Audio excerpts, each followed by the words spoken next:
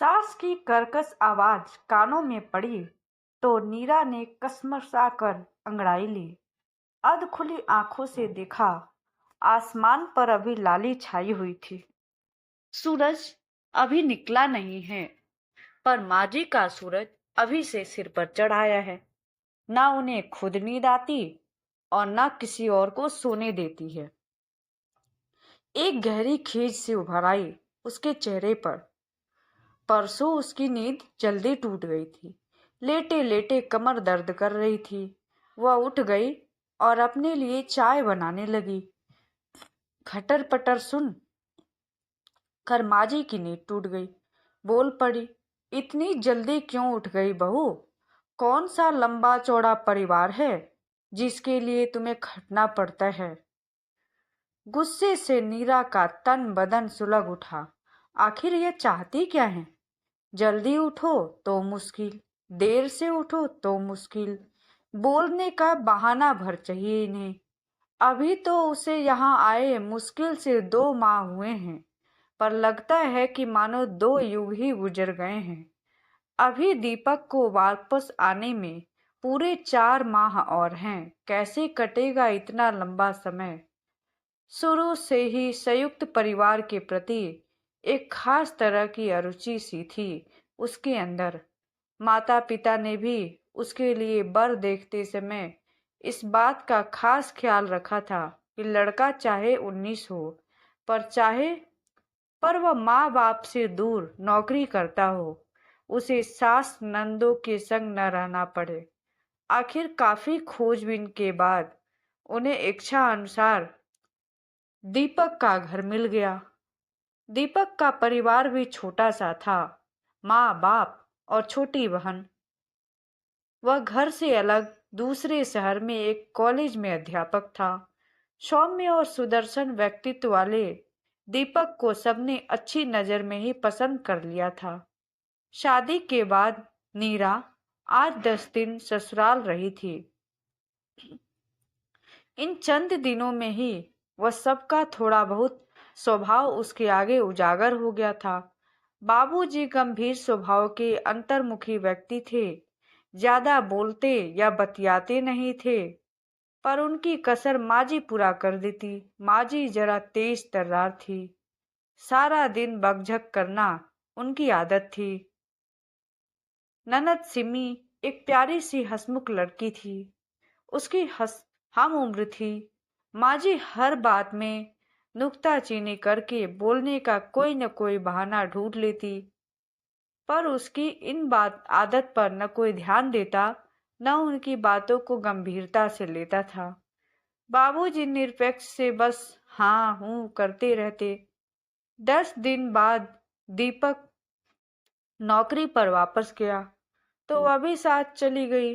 दीपक को कॉलेज के पास ही मकान मिला हुआ था।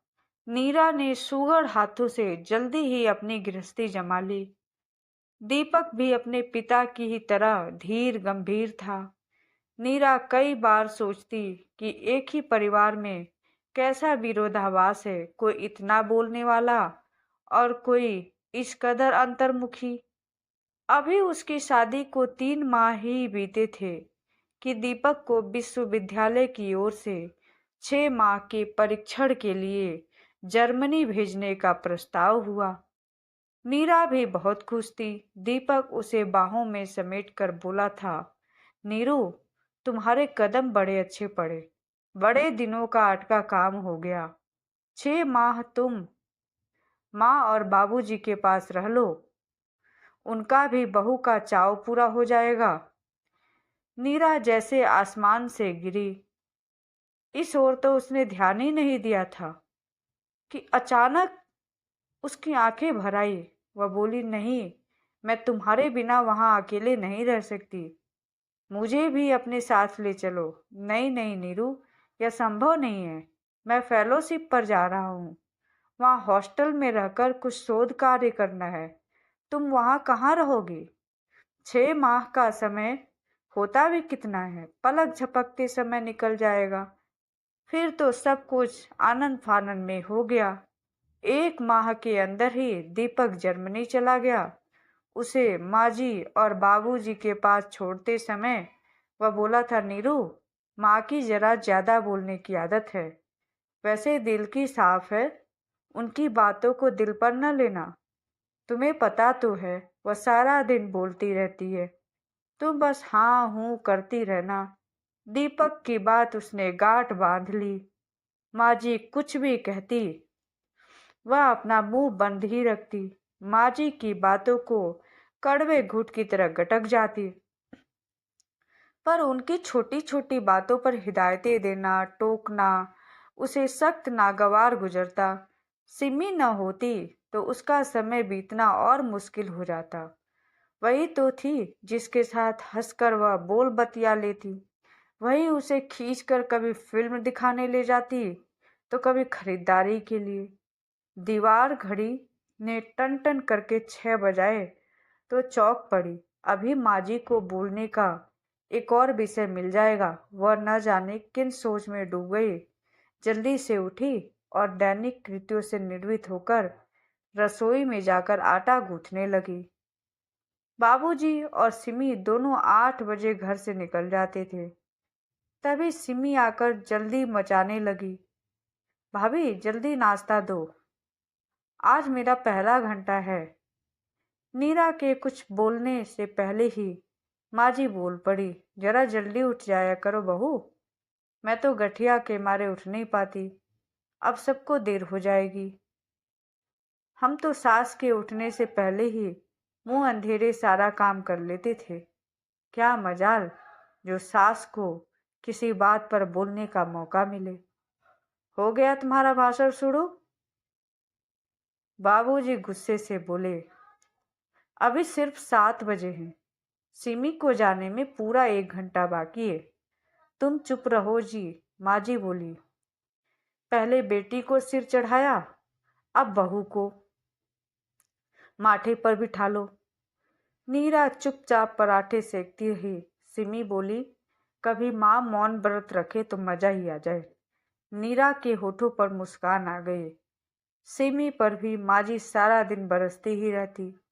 कॉलेज से आने में जरा देर हो जाए तो माँ जी आसमान सिर पर उठा लेती, प्रश्नों की बौछार सी कर देती। देर क्यों हुई, घर पर पहले बताया क्यों नहीं, आदि। सिमी झल्लाकर बोली, बस ही करो माँ, जरा सी देर क्या हो गई, तूफान मचा दिया। मैं कोई बच्ची नहीं हूँ जो खो जाऊंगी। आजकल अतिरिक्त कक्षाएं लग रही हैं, इससे देर हो जाती है। तुम्हें तो बोलने का बहाना भर चाहिए। बेटी के बरसने पर माँ जी थोड़ा नरम पड़ जाती, फिर धीरे स्वर में बड़बड़ाने लगती। सिमी तो बेटी है, माँ जी से तुर्क बतरकु सवाल कर लेती है, पर वह तो बहू है, उसे अपने होठ सीकर रहने पड़ेंगे। बिना बोले या हाल है तो कहीं वह भी सिमी की तरह मुंह तोड़ जवाब देने लगे तो शायद माँ जी की कयामत ही बर्पा कर दे। माँ जी और बाबूजी का दिल रखने के लिए तो वह यहाँ रह रही है, वरना इतने दिन वह अपने मायके ही रह सकती थी। बाबूजी और सिमी चले गए। वह भी रसोई का काम निपटाकर नहा धोकर आराम कर रही थी। पड़ोस से कुंती की माँ आई हुई थी। वह चाय बनाने लगी। बाहर महरी ने टोकरे में बर्तन धोकर रखे, कांच का गिलास निकालने लगी तो जाने कैसे गिलास हाथ से छूटकर टूट गया। माँ जी बोल पड़ी, बहू ध्यान से बर्तन उठाया करो, महंगाई का जमाना है, इतने पैसे नहीं है जो रोज रोज गिलास खरीद सके। जब अपनी गृहस्थी जमाओगी तब पता चलेगा। बाहर वालों के सामने भी माँ जी चुप नहीं रह सकती। नीरा की आंखों में क्रोध और शोम के आंसू आ गए। चाय देकर वह अपने कमरे में आकर लेट गई। उसने कभी अपने माँ बाप की नहीं सुनी और यहाँ दिन रात माँ जी की उल्टी सीधी बातें सुननी पड़ती है। रात खाने के समय नीरा ने देखा कि दही अभी ठीक से जमा नहीं है। माँ जी का बोलना शुरू हो गया, तुमने तो बहुत ठंडे या बहुत गरम दूध में खट्टा डाल दिया होगा। तभी तो नहीं जमा दही। अगर ध्यान से जमाती तो क्या अब तक दही जम न जाता। दीपक को तो दही बहुत पसंद है, पता नहीं तुम वहां भी ठीक से जमा पाती होगी या नहीं। बाबूजी बोल पड़े, ओहो, अब चुप भी रहोगी या बोलती ही जाओगी। तरी वाली सब्जी है, दही बिना कौन सा पहाड़ टूट जाएगा। तुम्हें खाना हो तो हलवाई से ला आता हूँ। बहू पर बेकार में क्यों नाराज हो रही हो। माँ जी खिसियाकर बोली, लो और सुनो, बाप और बेटी पहले ही एक थे, अब बहू को भी गुट में शामिल कर लो। नीरा शर्म से गड़ी जा रही थी। माँ जी के तो मुंह में जो आया बोलने लग जाती है, किसी का लिहाज नहीं। खाना खाकर वह कमरे में आई तो उसके मन में क्रोध भरा था। अब वह यहाँ हरगिज नहीं रह सकती। 2 माह जैसे तैसे काट लिए, पर अब और नहीं।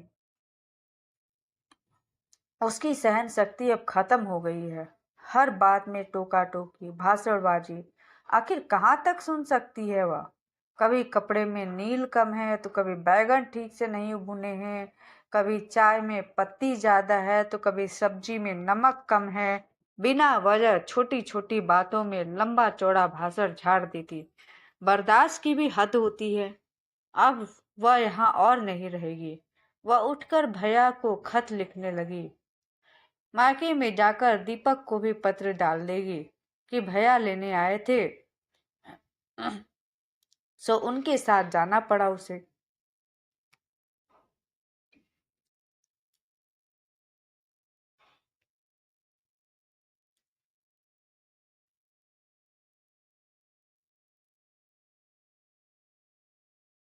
सो उसके साथ जाना पड़ा उसे।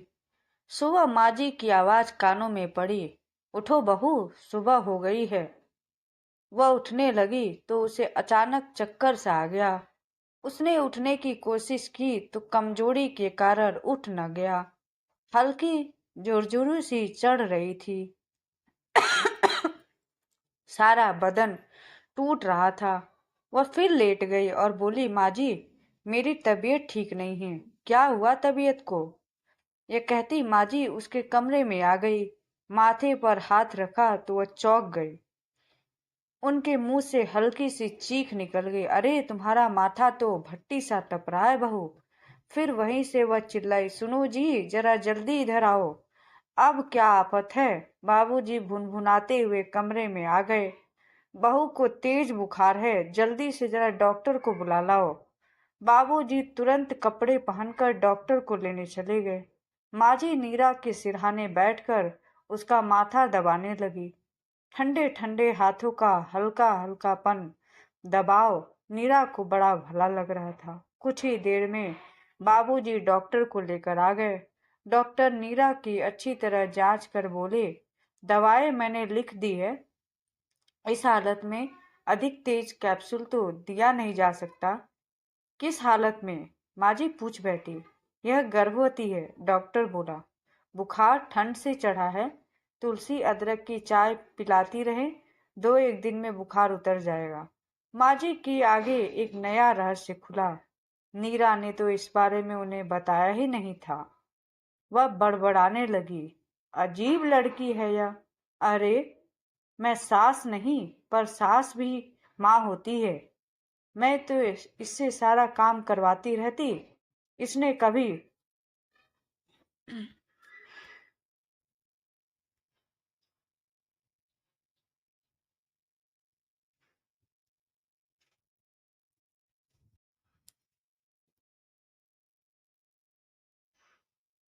इसने कभी बताया तक नहीं कि कुछ खास खाने का मन कर रहा है। ये आजकल की बहुएं भी बस घुन्नी होती हैं। एक हमारा जमाना था, हमें बाद में पता चलता और सास को पहले से ही खबर हो जाती।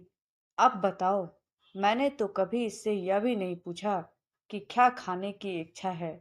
तो अब पूछ लेना, काफी वक्त पड़ा है। इस समय बहू को सोने दो। बाबूजी बोले और कमरे से बाहर चले गए।